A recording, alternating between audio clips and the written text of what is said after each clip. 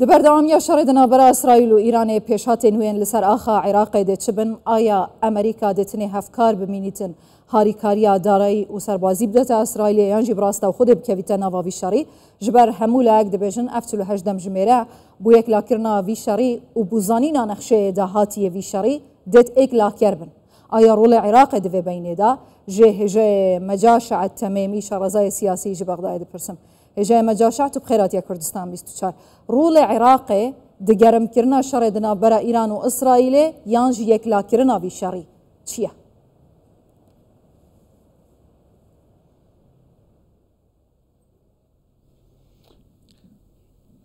نعم بله زور سپاس بو ایوا عراق لوانه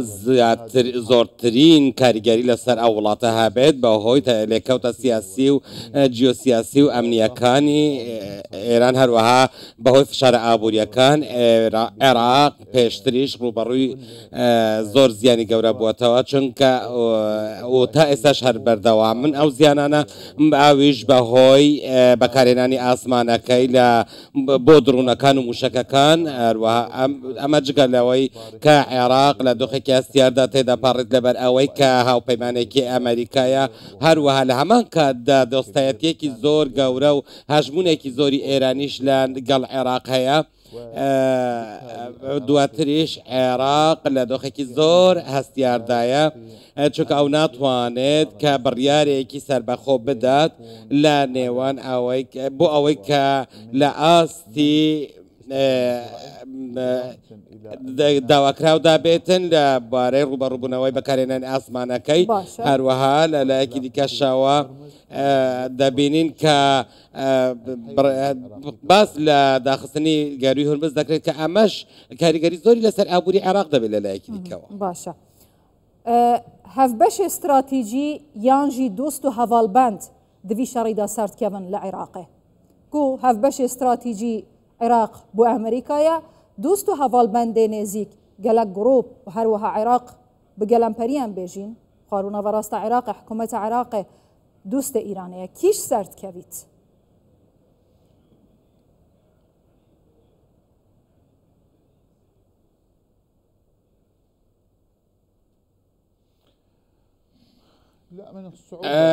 زۆر ئەستەمە کە عێراق بچێت لەوە زیاتر بڕوات کە بۆی دیاریکراوە واتە لە کۆتاییدا ئێمە ناتوانین کە قوربانی با هاوپەیمانێتیەکەمان لەگەڵ ئەمریکا بداین. سیستەمی سیاسی لە عێراق دوای ساڵی 2003 لەلایەن ئەمریکاوە دامەزرێنراوە هەموو شتێکیش بە ئەمریکاوە پەیوەستن لە عێراق بەڵام لێرەدا هەژمونێکی دیکەی هەروەها هەژمونێکی زۆر فراوانی ئێرانی لە ڕێگەی هێزە سیاسیەکانەوە بۆ ناو عێراقەیە و ناتوانین کە بڵێن هەموو شیعەکان هەر هاوپەیمانی ئێرانن بەڵام زۆربەی هێزە سیاسیەکان هاوپەیمان و دۆستی ئێرانن دواتریش حکوومەتی عێراق لایەن ئەو هێزانە و لەو هێزانە پێکاتووە کە سەر بە ئێرانن بەڵام وەک ڕوون و ئاشکراشە سەرۆکوەزیرانی ئێستا محەممەد شیع سوودانی هەوڵ دەدات بە گوێرەی پێویست بە پێی توانە کە ڕێگە نەدات بەرژەوەندیەکانی ئەمریکا لە ناوخاکی عێراق لە ڕێگەی ئەو گروپە چەکدارانەی لە ناوەڕست و باشووری عێراق هەم بکرێنە ئامانج. باشە هێژای مەجاشە پەیشەڕۆژە وی شەڕی چییە دەبێژن ئەفچلو هەژدەم ژمێرە بوو یەک لاکردنا وی شەڕی یانژی دیاربوونا نەخشەیە داهاتیە وی شەڕی دێت یەک لاکار بن جەنابێ هەوا چه پێش بینیت کەتن ئایا ئەمریکا ڕاستە و خودهێتە ناوا وی شەڕی ئەو هوشداریەن جلایەکی چین تورکیا رووسیا یەکێتی ئەوروپا دات ممکنە ببنە ڕاستی و ئەمریکا ڕاستە و خو بهێتە ناوا شەڕی؟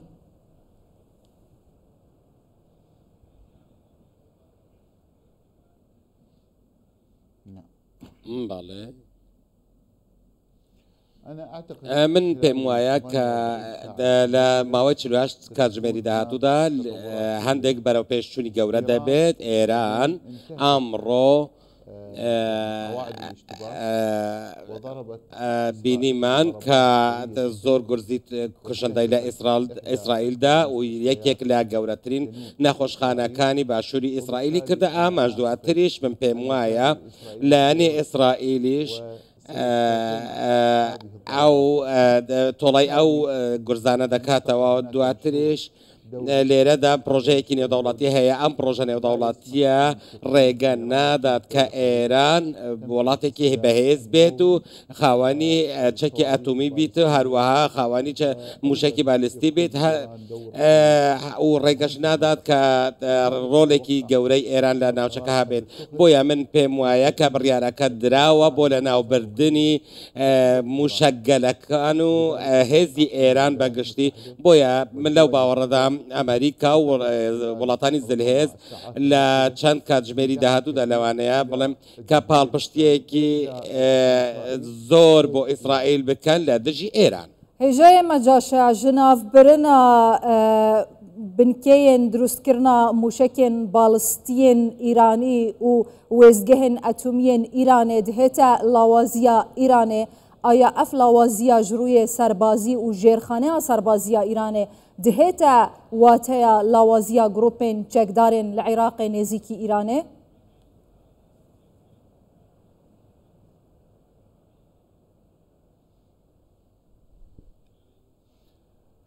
أنا أعتقد من پێم وایە بەڵێ من پێم وایە کە ئیسرائیل و ئەمریکا ئامادەکاری دەکەن بۆ پێشکەشکردنی کارتێک بۆ دانوستانکردن لەگەڵ ئێران و فشار خستنە سەر ئێران بۆ لە ناوبردنی هەموو بنکە ئەتۆمیەکان. ئەمڕۆژ ئیسرائیل چەند ناوەندێک و بنکەیەکی گرنگی ئەتۆمی کردە ئامانج لەوەش دامەزراوەی عێراق کە دامەزراوەیەکی زۆر گرنگی ئەتۆمیە و هەروەها من پێم وایە ئاگار جارێکی دیکە ئێران بگەڕێتەوە بۆ دانوستانەکان ئەو کارتێکی فشار زۆر بەهێز دەبێت کە پەیوەندی تەنانەت بە گروپە چەکدارەکانی ناوخاکی عێراقیشەوە هەیە ئەوانە پەیوەندی بە ئێرانەوە هەیە. هەروەها لێرەدا فشارێکی زۆر گەورە هەیە لەسەر ئێران ئەگەر ئێران پابەندی ئەو کارتە فشارە نەبێت لەوانەیە ئیسرائیل ئەم جارە ئەو گروپە چەکدارانەش بکاتە ئامانج و هەندێک دامەزراوەی دیکەش لە ناوخاکی عێراق بکاتە ئامانج و بۆیە عێراق دەزانێت و دەتوانێت دیمەنەکەش بە جوانی بخوێنێتەوە بۆیە هەوڵ دەدات کە وڵات پەلکێشی ناو ئەو شەڕە نەکرێت. باشە gelek pirsiyar hene derheqê bikarînana esmanê Iraqê ji laya İsraîlê ve boçî Iraq hinda bêdesthelate li ser esmanê xwe eger çi ne?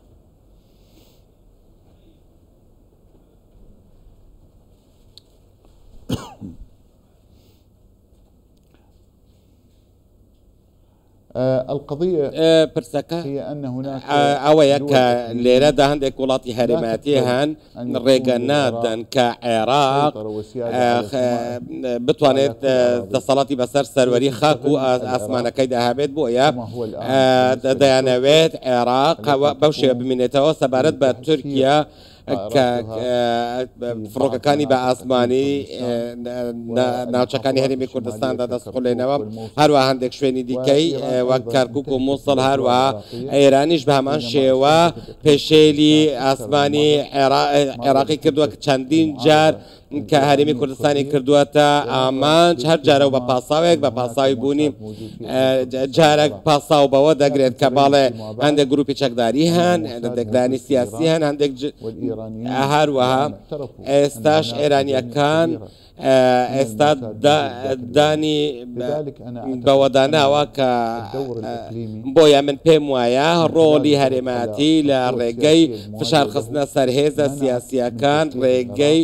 نەداوە کە عێراق چەکدار بکرێت ئەمە جگەلەوەی کە ئەمریکا خواستی ئەوەی نەبوو کە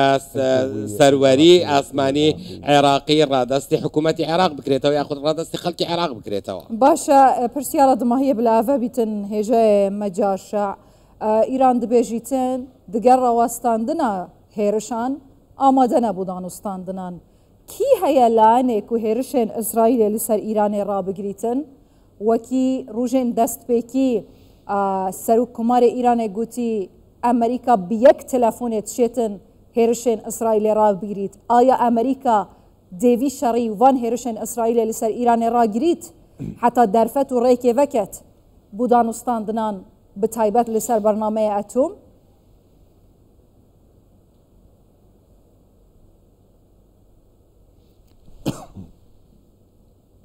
لا أحد يستطيع هیچ کەسێک ناتوانێت کە کاریگەری لەسەر ئیسرائیل هەبێت و کردە سەربازیەکانی ڕابگرێت تەنها ئەمریکا نەبێت هەندێک لە وڵاتانەی کە زیانیان پێگەیشتووە وەکو عێراق و قەتەر هەوڵ دەدەن کە فشار بخەنە سەر ئەمریکا بۆ ئەوەی ئەویش بەلای خۆیەوە فشار بخاتە سەر ئیسرائیل و بۆ ئەوەی بگەنە ڕێککەوتنێک بۆ ڕاگررتنی ئەو شەڕە بەڵام من پێم وایە کە ئەمریکا بەرژەوەندی هەندێک بەرژەوەندی لەو جەنگەدا هەیە و دەیەوێت ڕژێمی ئێران لاواز بکات و بە تەواوی کۆنتترۆلی ئاوەکانی کەنداوی عربی بکات بە تایبەت گەروی هورمز کە بە کەناڵێکی زۆر گرنگ دادەنرێت بۆ هامشۆکردنی